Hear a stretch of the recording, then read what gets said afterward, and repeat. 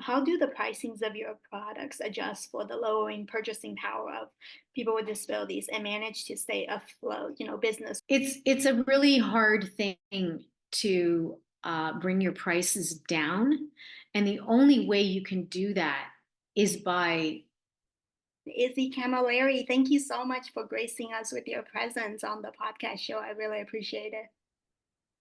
no problem. So I'm going to read a little bit of a bio about you so the listeners get a bit of a background first before we start, okay?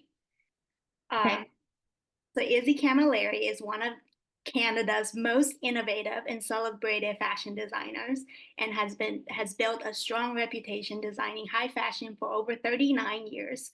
Her designs have been featured in countless publications such as Vogue, InStyle, Harper's Bazaar, Elle, and Business of Fashion.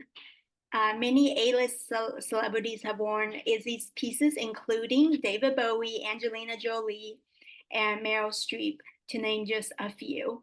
In 2006, Izzy's eponymous fashion line, Izzy Camilleri, earned her a CAFA. Is that what it's called? CAFA? Uh, Yeah.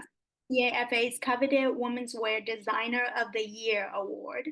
In 2005, a woman living with paralysis came to Izzy looking for some custom clothing that would work with her power wheelchair. Unaware of the clothing challenges people face while living with a disability, Izzy became a sponge, taking in the issues as well as the lack of options available for wheelchair users. Inspired by this experience, in 2009, Izzy pioneered and launched her most important fashion collection to date. The revolutionary clothing line is adaptive, designed specifically for wheelchair users, which has changed the lives of people all over the world and is recognized globally. So we'll just kick off from there.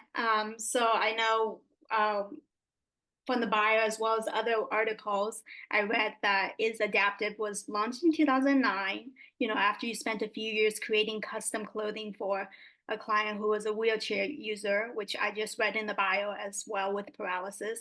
So this experience opened your eyes to the clothing challenges and limitations people face while living with a physical disability. So my question for you is, what were some of the more eye-opening challenges you saw that really inspired you to start Is Adaptive? Well, I really had no idea that people with disabilities had clothing challenges. It was something that never really crossed my life. And um, I just never thought of how difficult clothing would be to get on. I didn't realize that people had um, limitations with the things that would work for them, especially for people that do use a wheelchair, because they're also in this, kind of confined space. So thinking of things that are going to be not too bulky while you're sitting in a chair, things that are not going to get caught in wheels, and then, just thinking about people that have dexterity issues. So even just doing up a button or pulling up a zipper, um, you know, there was lots of things that crossed my mind and that were really eye-opening. Yeah, I guess when you're totally, not knowing that there's a gap in that market altogether, everything was surprising and eye-opening, and so it must Mhm. have been such a daunting task to start a company and trying to really start filling that void. Um, Hmm. Yeah. And at the same time, it just kind of really flowed. I think I was kind of being pushed into this direction. so along the same lines, which adaptive fashion products are you most proud of today that you've created over the years? Well, I would say that is my most recent work, which I developed a couple of years ago. I created a pant that I call the Game Changer, which is a seamless back pant. So what it is the seam that's at the back of a pair of pants that divides like right and left, that's right down the center. That seam can be very problematic for people that are wheelchair users, because especially people that are paralyzed, because our spine, or a person's spine actually presses down on that seam against your chair. And what can happen is the bone can penetrate the skin. And it's very similar to bed sores that the elderly get. And so what happens is if it does penetrate the skin, it's usually because there's an infection that's actually already started internally. And you can actually get blood poisoning from that infection, which can be life threatening.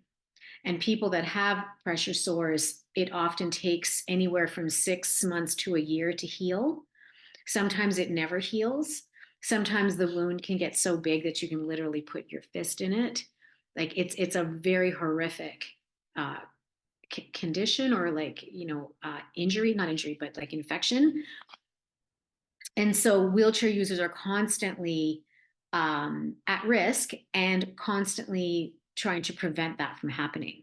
So for the longest time, people asked me to create a seamless back pant, but that seam is integral to the cut of a pant and to the fit of a pant because it divides right and left. It gives dimension between front and back. It develops the thighs. And eliminating that, I really did not think it was possible. And I've had people asking me this question since I started, like for, 15 years. And I kept saying it's not possible.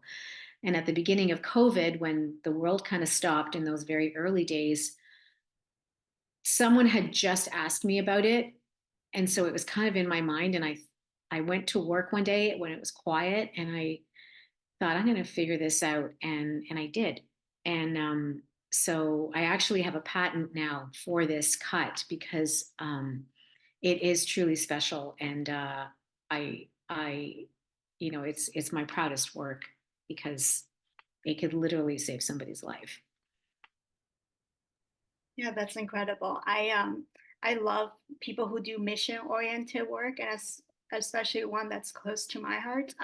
I'm a wheelchair user, as you probably already know, due to polio and scoliosis, and so um, I really resonate with some of the things that you just shared and the work that you're doing. I was trying to get a wheelchair just cover out there because people really like the covers my mom had made for me for my wheelchair over the years. And so I was trying to a few years ago, I was trying to get a cover out there on the market. And there's just so many things to consider, like fabric that's not too slippery. And then you have to think about the legal ramifications if somebody slips from it. And you've done so many different types of projects and understand very well the legal ramifications of various factors. And kudos to you for still like loving the work and doing the work despite all the challenges. Thank you. um, yeah, and which segues well onto what I'm about to ask next. So I know in one of the articles, I'll quote that article, it said that you are hailed uh, as a trailblazer pioneering the category of adaptive clothing in the form of fashionable functional pieces. Your new and innovative work was called revolutionary. The path since that time has been long and hard, but you kept it on life support, knowing the importance of what you were creating and how many lives is adaptive positively affected. So my question for you is, can you paint a vivid image of some of the challenges that you've encountered while starting and maintaining this company? Because I know it has not been easy. Honestly, I wouldn't even know where to start because the challenges are countless. And with any business, really, like, no business comes easy. I think with this one, because it was such an untapped category in the beginning, um, you know, even the term adaptive wasn't even out there. And the only kind of clothing that was out there was clothing for the elderly or for people living in long-term care facilities. So creating a line of clothing that was for more of a younger demographic just was not heard of and was not a thing. So at the time, I was still kind of in the fashion world doing my high fashion work. And when I started to do this work, the fashion community really didn't understand what I was doing. And I actually kind of became irrelevant. And people just stopped even communicating with me because they just did not understand what I was doing. But I didn't really care because I knew what I was doing was something really important and really needed. And so, kind of getting ignored by my peers was challenging in the beginning. Um, and then just like producing in Canada is very expensive. So just coming up with somewhat of a decent price for my goods was really really hard. And only recently have I just started working with an offshore manufacturer, so my prices have come down considerably. But before that, my prices were on the higher side, and so I continually got uh, really bad comments from people, especially on social media. People telling me that I'm taking advantage of the disabled, that I'm, you know, I've lost the plot, that I don't like, that what I'm doing is actually not serving people with disabilities because nobody can afford it. Meanwhile, we have a lot of customers and there are people that can afford it. But then there's also people that can't, and it takes something to produce offshore. It takes money and it takes volume. So it's not something I could have done right out of the gate unless I had a lot of money behind me, which I didn't. I started as Adaptive with nothing and continued to actually fund it through my own hard work. And I had I did other work to support Is Adaptive. So every, penny I made just went back into it. And it's not only the producing of the clothes, but it's overhead, it's R&D, it's marketing, it's not so cut and dry with pricing. It's just not just labor and materials, it's all the other expenses of running a business. So just pricing is hard, marketing is hard because especially when I started, social media was not like it is today. There was no social media when I started, and online shopping was just something that was kind of starting as well.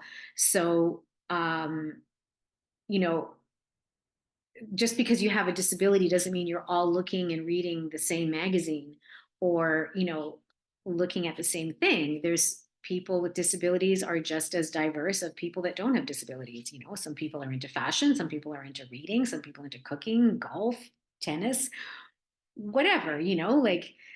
And so once social media started becoming something of a platform, it made it a lot easier to and less expensive to market our products because, you know, everybody kind of flocks to social media. And because also too, our customer is not only the end user, our customer is also the network that surrounds the end user. Sometimes it could be a spouse or a caregiver that does the shopping for somebody else. And so, yeah, so marketing was and has been a challenge.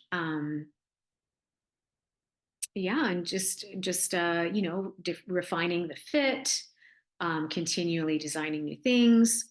Um, I decided to keep Is Adaptive as like modern basics. So they're just, things that everybody has in their wardrobe.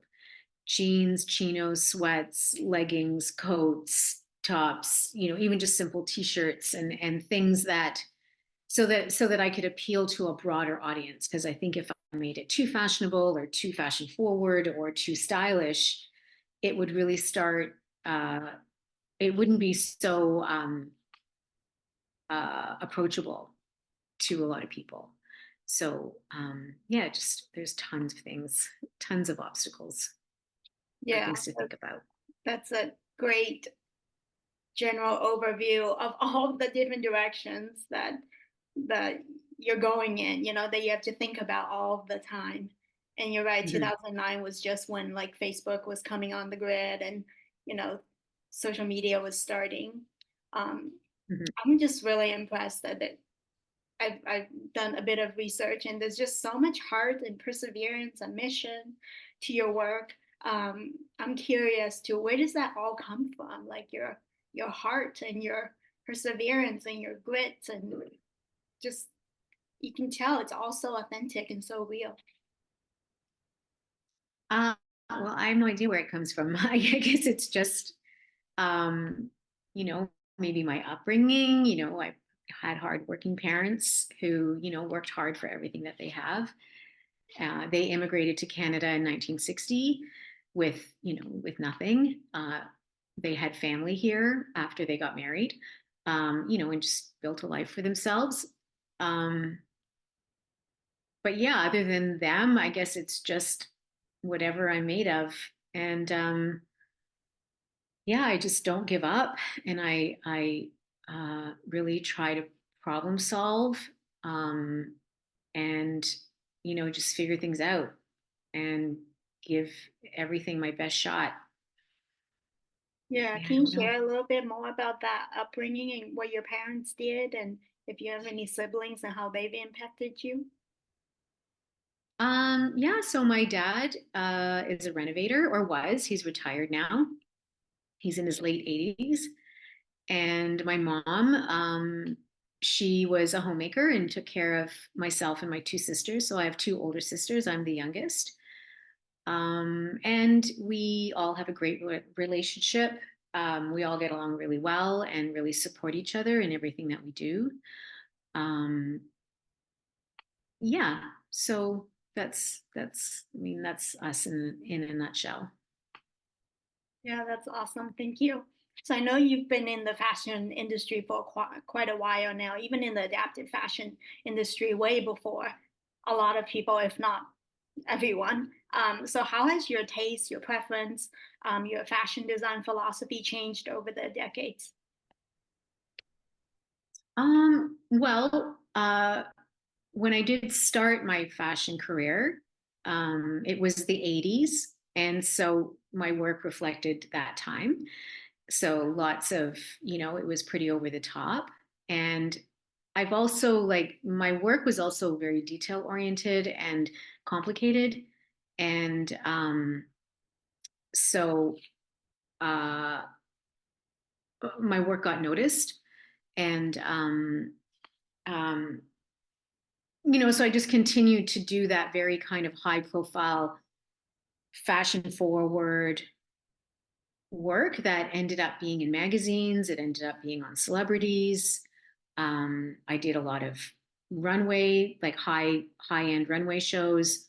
Um, and when I started to when I started to work with Barbara Turnbull, my first client who used a wheelchair, and she opened this door to a really new way of thinking about fashion.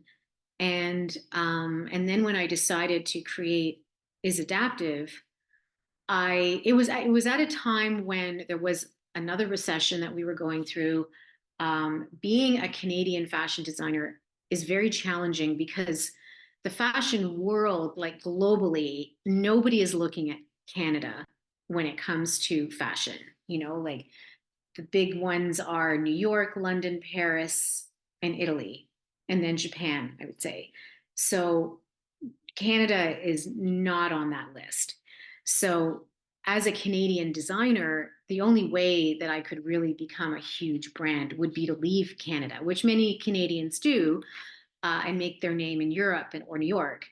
And it's similar to like being an actor or a singer. Like a lot of Canadians, if they stay in Canada, nobody is going to know them. But once they leave and go to Hollywood, for example, then people notice them.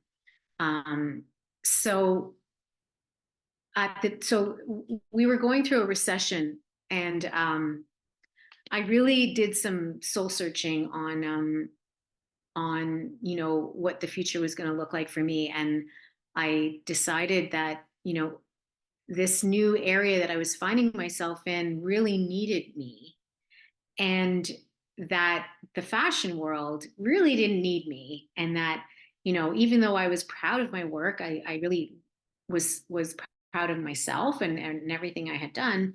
um, it would be okay if I just stopped doing that work and start focusing my energy on is adaptive.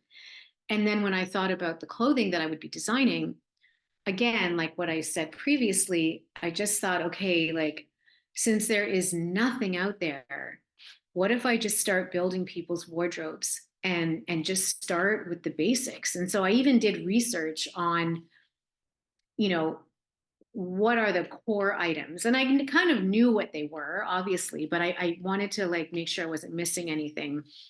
You know, what are the core things that people have in their wardrobe? And so I decided to build the collection on that. And so it's quite an extreme difference to what I used to do and what I do now. But so in a way, it's simpler, but then it's more complicated, if that makes sense. Yeah, did you want to elaborate on that difference? Yeah, well, again, like so when my fashion, I do have a website which is a gallery of my work, which is izzycamilleri.com. And so there you'll see all my fashion stuff that I used to do, and I've done a lot of film work and pretty intense stuff. And then with Is Adaptive, most of it, there is still a little bit of fashion in there as well, but most of it and our biggest sellers are just our basics, like our jeans that are cut to follow the line of a seated person and with the seamless back, chinos, sweats, leggings, um, t-shirts that are open back, that open up in the back.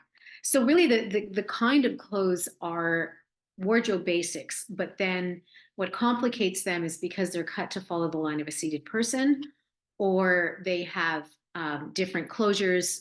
Um, you know, like I do have clothing for people that are ambulatory. So people maybe that have dexterity issues, we have magnets instead of buttons. Um, so, I mean, and that's not complicated. The seated stuff is more complicated because I really had to redefine how garments are pattern drafted and designed and cut to accommodate again you know like a limited amount of space, making sure that there's no bulk behind you, that you're not sitting on anything that can cause pressure sore, that your lap is covered if you're wearing a coat. Because even a long coat, if a person can't stand up to tuck it underneath them, they can't wear a coat while they're using a wheelchair. Um, but I do have coats that you can wear well in a chair that you can put on and take off, and they're actually bottomless. But when you look at the coat, it looks like you're wearing a full coat. So again, like that's the complicated part, but um, the collection is mostly wardrobe basics. Yeah, you're making it more accessible to people. You're making fashion more accessible to people that normally wouldn't be able to access um, certain types of fashion. So I know you started, you finished fashion school at a really young age at 19. So how were you able to finish at such a young age? And then what was it like for you to take the world by storm at 19? Well, I finished at a young age only because my birthday is in December. So it had nothing to do with anything other than my birthday, because I finished high school at 17 and then I took a 2-year fashion course. Uh, so when I was done, I was 19. And then after school, I ended up working for a woman who had a small business in her home, making samples for some bigger companies, and she had a little collection of her own. And then I started freelancing, and I started my own business shortly after that. So that's how I started. And so I really had no experience in the fashion world. I just made it up as I went along. So I made a lot of mistakes. Um, and every time I just picked myself up, dusted myself off, and kept moving forward and continued to make a lot of mistakes. But I just did good work that was noticed. And, but it was a roller coaster just figuring things out as I went. Yeah, I think for anybody who's applying the knowledge and actually doing the work on the ground, um, we all make lots of mistakes, right? And that's how That's how we learn, and that's how the successes are born too. It seems. So I'm sure other people have asked you this question before, but what was it like working with Meryl Streep, iconic actress? Well, I didn't actually work with her. At the time, I used to have an agency in New York, and the movie, so it was for The Devil Wears Prada. They came to this agency to pull options for the movie, and my coat. I think they pulled a few things, but there's this red and black fox coat that was used for the movie, and it was the first coat that she wore going into the coat montage scene where she's throwing all the coats on the desk. So she goes into that scene wearing my coat, and it's the first coat that gets thrown on the desk. So I didn't actually meet her, but she did wear my coat. That's still really awesome. Um, yeah, and so the next few questions will be directly related to people with disabilities. I know in the Mhm. US, at least, I don't know the stats in Canada. So in the US, about 70% of people with disabilities are unemployed. I think you covered part of this question already earlier, but in case there's anything else you want to add. So, how do the pricings of your products adjust for the lowering purchasing power of people with disabilities and manage to stay afloat, business wise? I was talking to Billy Price earlier and in his business and how, it's important to meet the needs of people with disabilities, but at the same time the business also need to be in existence in order to be able to serve, and that means having the financial means to do so. Yeah, and it's a really hard thing to bring your prices down, and the only way you can do that is by manufacturing in huge numbers. So Walmart, for example, they're producing literally hundreds of thousands of units per style. And so they are getting their items so cheaply made. And most businesses just don't have that kind of volume. So the less volume you do, it's just more expensive to produce. The prices are what they are because that's what it costs to do business. And if we are not profiting, we can't stay in business. And so, you know, I'm not price gouging or anything like that. I'm offering the best price I possibly can. And because I know that, there's a lot of people that are on fixed incomes, and they can't afford higher priced items. And unfortunately, I'm not Walmart, so I can't come down any more than I am until my volume goes up. So my sales, just need to increase in order for the prices to come down. It's as simple as that.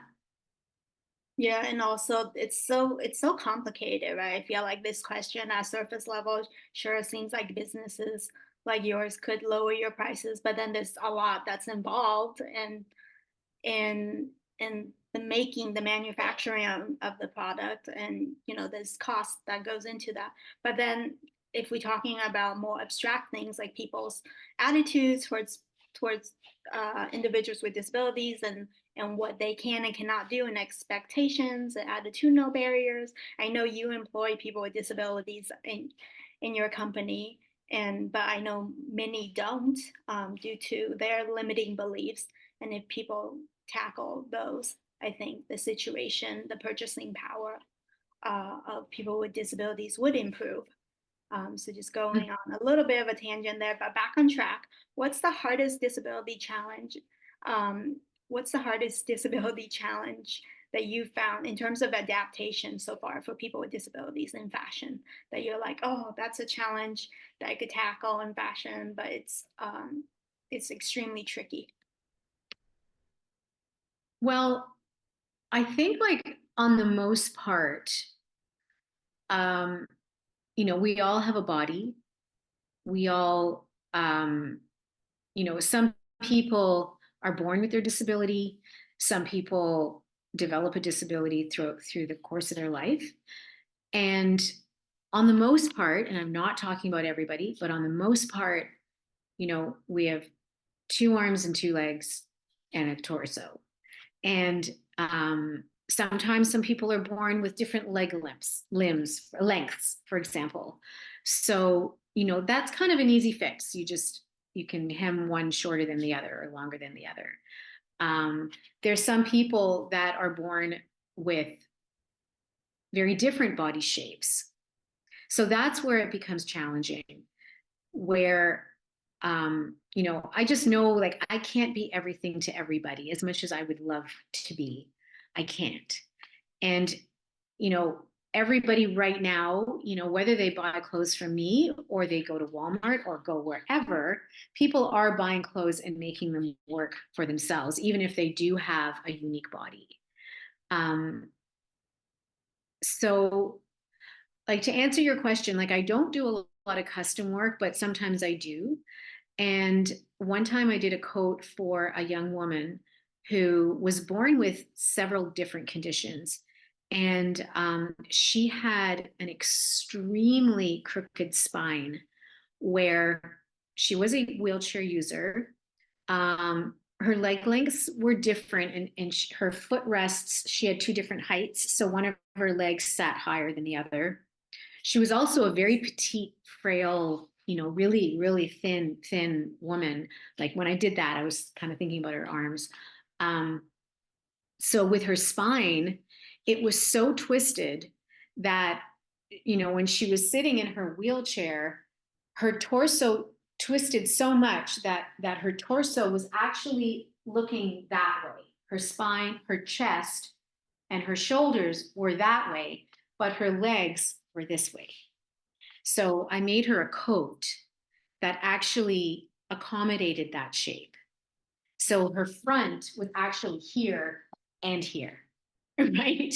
So it was complicated to figure that out. And she was one happy girl when she got that coat. Yeah, that's awesome. Good for you for taking on that challenge. I know I was really surprised when I saw that your niche was seated individuals, and specifically individuals who use wheelchairs, long-term wheelchairs users like myself. Um, so yeah, that's awesome. So for the next question, what have you learned in the last 15 years since starting is adaptive that is useful for the next generation of adaptive fashion designers, when designing, if they want to also niche down and focus on wheelchair users, seated individuals as well? Well, I would say that you need to do your research. It's not something that you can do without understanding the demographic you're working for. And if you don't understand your market, sorry, the demographic, this demographic in particular, you could actually hurt someone. So if you have seams in the wrong place, you can cause a pressure sore. You can, sometimes fabrics are just not appropriate or heavy, or, you need to understand, again, with wheelchair users, that you're in a confined space and that, you can't have a big flowing chiffon skirt that's going to get all caught in the wheels. So, you need to get out there, speak to people that would potentially be your customer, and understand what their clothing needs are and challenges and wishes and wants. And even talk to wheelchair users who get their mom or something that make adaptations to their clothes, and understand, like, sometimes those things that people do are actually really smart and really good ideas, and like hacks and things like that can be something that can be incorporated into a garment from its design. So, and then another thing is just another way of thinking about adaptive clothing is thinking about universal design. So thinking in a way that anybody could wear your items. So maybe don't put tiny little shirt buttons on a shirt. Make them a little bit bigger so that they're easy for someone to do up. Add a zipper pull onto your zippers so that, if someone has a hard time gripping, they can also put their finger through the pull and move it up and down. Things that would help anybody, even if someone has like arthritis, or they don't necessarily have a disability, but they may have a condition that is making it, making their hands harder to work with. Yeah, thinking about things that are easy to put on as opposed to something that's challenging. Yeah, so there's a few bits of advice. Yeah, I know it can sometimes tackling some of these fashion projects, it seems like there are so many variables, and you have to remember um, the pragmatic side, but at the same time keep up with the fashion um, aspect in mind. And that's what I appreciate about your work, is you're not afraid to talk to people of all different types of disabilities and really get in the weeds with them, but then you jump back out and look at the bigger picture of fashion and how to make it fashion forward as well and keep that component in there. So, in your opinion, are there lots of younger generations who are taking over the torch and doing substantive work in adaptive fashion? I know you're doing adaptive fashion work still, and well, for a while. As you mentor younger people, do you feel like there are a lot of people who are interested in adaptive fashion? Mhm. Yeah, yeah, I think a lot of students reach out to me, and also major brands are also um, looking at adaptive fashion as something they want to get into, whether it be like having one item or having a little collection of items. Um, so it's definitely a category that's really growing, and I know that colleges and universities are also discussing it and teaching it, and so yeah, it's definitely something that young people are more interested in. Yeah, that's great. And I know you see more and more bigger companies are having adaptive fashion lines too. I'm sure you've heard of Mhm. Mindy Shire, maybe even collaborated with her from Runway of Dreams. I know Mhm. she started a few years after you with Mhm. Runway of Dreams. So, what adaptive fashion projects, challenges are you currently working on? I know there's lots, you still want to do, and you're probably in the midst of tackling multiple projects, um, and advocating for people with disabilities in fashion. So, yeah, what do you most want to be remembered for in adaptive fashion? Um, well, I never really thought about what I want to be remembered for. Because I'm not doing this for to be remembered by anything. I'm just doing what I do. Um, but yeah, I want to continue to expand my collection. So offering more items, offering different categories. Um, I'd like to be able to do a children's wear line. I get that requested a lot. But that's like, starting a whole other division. It's a whole other thing, a whole other set of patterns and sizing and fit. And so that's a very big endeavor. Um, but yeah, just really making is adaptive into like a full range of products and accessories. So it could be like a one-stop shop and that you can get everything that you need. Um, and it's adaptive. Yeah, and then it's big enough where you're able to really bring down the price because it will be that much larger scale, right? Mhm. So what is maybe you've already answered it with the couple questions I have asked you that's related to this. Your ultimate dream for is adaptive. Just to be the number one adaptive clothing brand in the world. That's awesome. I love it. Just dreaming big, dreaming big. Mhm. And then you're very well known and you've done lots of incredible work. Um, and for those who want to follow you and partner with you, how can people find you on social media or partner with you? Um, well, on Instagram and Facebook, it's under Is Adaptive. I also have my own accounts, which is Izzy Camilleri on both of them. In Instagram, it's izzy.camilleri. And that's more of a mixed bag of stuff. And isadaptive.com is the online store that has all of the adaptive clothing. Um, and you can reach out to us there if you have any questions in our contact page. Yeah, so that's it. That's awesome. Thank you so much, Izzy Camilleri. It's been very eye-opening talking to you. I know you've said that a couple of times in your various articles and bio, and that's how you started Is Adaptive. But I've learned a lot during this interview, so thank you so much for giving me your time. You're welcome. Thank you for having me.